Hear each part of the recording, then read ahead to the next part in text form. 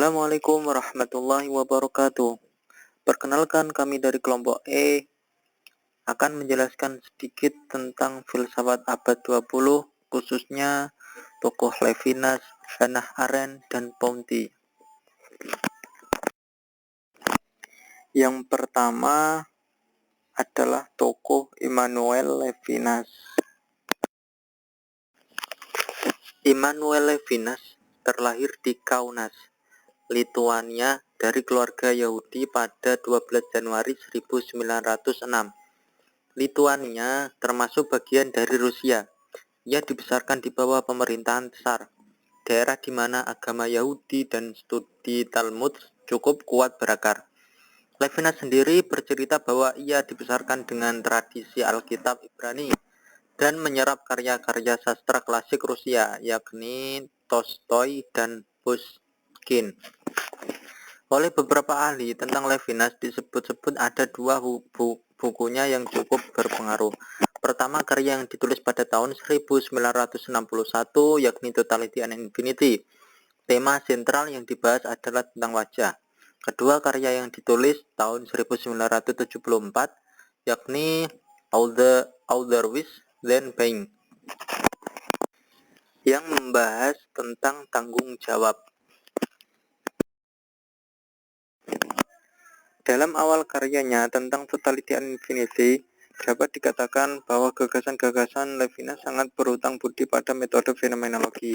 Oleh sebab inti fenomenologi adalah analisa intensional yang tentu berbeda maknanya dari maksud Husserl maupun Heidegger.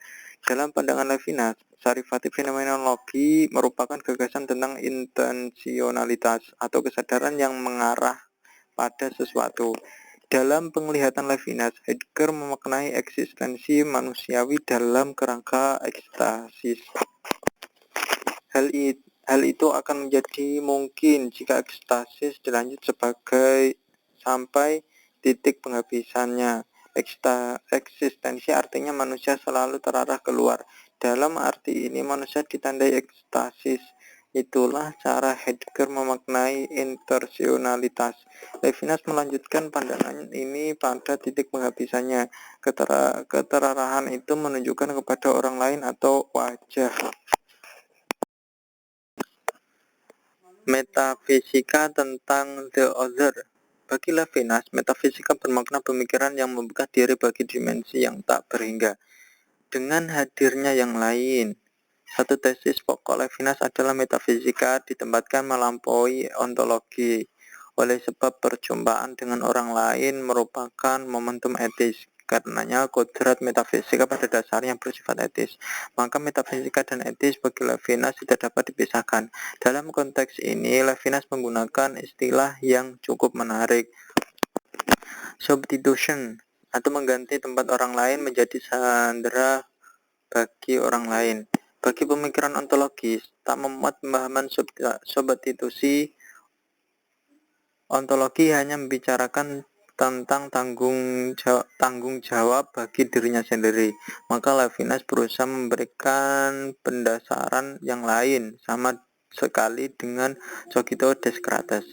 Jika Descartes mendasarkan subjektivitas pada Cogito ergo sum, yang artinya aku berpikir jadi aku ada, Levinas mendasarkannya pada respondeo ergo sum, aku bertanggung jawab jadi aku ada. Menatap wajah dan tanggung jawab. Wajah bagi Levinas merupakan makna, dan makna menurutnya itu tanpa konteks. Artinya wajah tidak bisa menjadi isi yang dapat Anda tangkap dengan pemikiran. Wajah tidak bisa dirangkum. Ia menghantar Anda ke seberang. Percakapan menurut Levinas dibedakan antara mengatakan atau leider dan apa yang dikatakan atau leidit. Leider bermakna mengatakan. Hal ini dipakai Levinas untuk menunjukkan kehadiran wajah sekaligus sebagai penerima pertanggungjawaban atas orang lain.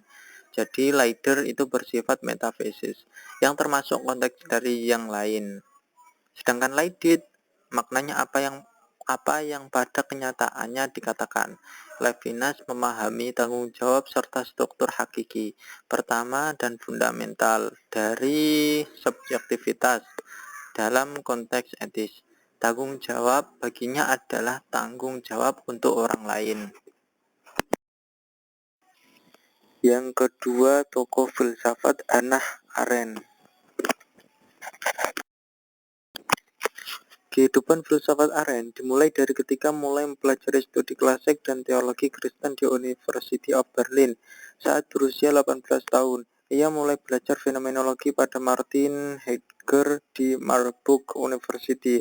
Arendt pergi ke University of Heidelberg pada tahun 1925 untuk belajar bersama filsuf eksistensialis Karl Jaspers. Arendt menulis tesis doktoral tentang konsep cinta Augustine di bawah pengawasan Jaspers. Karya pertama Arendt setelah disertai yang berjudul Love and Saint Augustine adalah riset Arendt tentang keluarga Yahudi. Arendt memulai riset untuk sebuah biografi Rahel Varheks. Buku ini pertama kali diterbitkan di London tahun 1958 sebagai Rahel Varheks atau The Life of Zeus. Filsafat tindakan Hannah Arendt. Filsafat tindakan berasal dari konsep vita activa. Konsep vita activa merupakan 3 aktivitas manusia antara lain kerja, karya, dan tindakan. Konsep vita activa terinspirasi dari 3 taraf kehidupan dalam pemikiran Aristoteles. 3 taraf aktivitas tersebut adalah produksi, tindakan, dan kontemplasi. Arendt kemudian mengkritik 3 taraf aktivitas tersebut bahwa tindakan diletakkan di bawah kontemplasi. Bagi Arendt, tindakan adalah penyempurna aktivitas manusia sehingga tindakan menjadi aspek penting di dalam vita activa. Kajian tentang vita activa tidak lepas dari kehidupan mental manusia. Artinya bahwa di dalam kehidupan aktif, manusia diharuskan berpikir. Manusia dengan berpikir akan membedakan manusia dengan makhluk lainnya. Aktivitas manusia yang paling ultim adalah tindakan. Tindakan menjadi aktivitas paling ultim karena di dalam tindakan manusia sudah mengenal kebebasan dan memahami pluralitas. Jati diri manusia dalam filsafat tindakan. Badan dan jiwa, jiwa dan pikiran.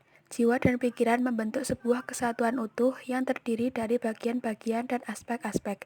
Yang kedua, historitas manusia. Manusia dilihat perkembangan kehidupan yang selalu berproses, sehingga manusia adalah pribadi yang selalu terlahir kembali. Keterlahiran membuka kemungkinan untuk melakukan pembaharuan. Pembaharuan mampu memberikan kesempatan baru bagi tindakan manusia. Yang ketiga, nilai-nilai sosialitas manusia. Manusia adalah makhluk sosial. Sosialitas manusia tidak terlepas dari kehidupan manusia dengan orang lain. Manusia di dalam kehidupan diciptakan berbeda-beda.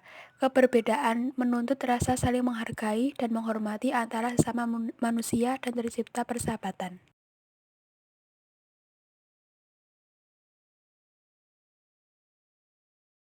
Yang ketiga adalah Merleau-Ponty.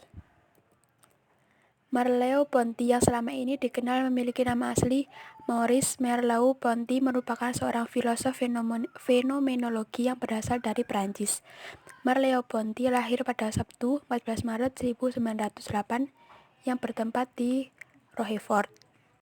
Riwayat pendidikan Merleau-Ponty sendiri yaitu di Universitas Paris pada tahun 1929 dan Jansen de Sailly School tahun 1923 sampai 1924. Pemikiran dari Merleau-Ponty juga terpengaruh dari pemikiran Martin Heidegger, Edmund Husserl, Immanuel Kant, dan Jean-Paul Sartre. Keutamaan persepsi. Persepsi menurut Merleau-Ponty dalam kerangka pikirannya ia menganalisis tentang persepsi akan mengalami perkembangan dan meluas ketika yang dibahas adalah ketubuhan manusia secara luas. Ketika mengkaji tentang tubuh dan persepsi, membutuhkan suatu pemahaman konkret yang menegaskan bahwa manusia itu merupakan subjek yang dapat dibilang unik. Merleau-Ponty dalam pengalaman perseptual, setiap manusia membagi menjadi 3 bagian, yakni pengalaman subjek, objek dalam pengalaman dan relasi antara subjek dan objek dalam pengalaman. Konsep tubuh sebagai subjek.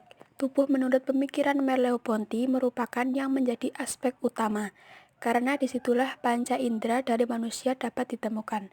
Dalam memahami dunia, manusia menangkap beberapa fenomena yang ada melalui panca inderanya. Karya pemikiran dari Merleau-Ponty juga tertuang dalam karya yang kedua yang mengkaji tentang hubungan antara pikiran dan tubuh.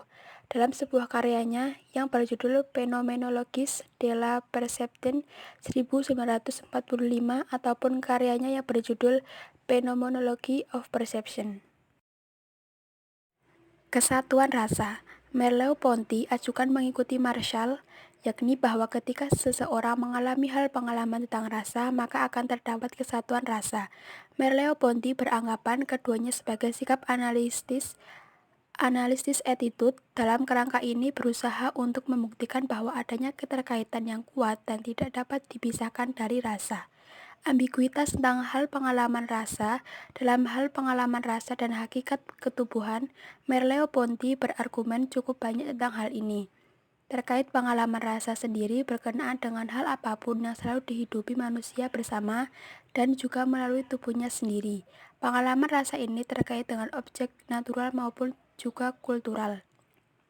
Merleau-Ponty menjelaskan tentang hakikat dari rasa dan pengalaman rasa yang dialami oleh setiap individu yang mana memiliki pengalaman tentang rasa yang berbeda.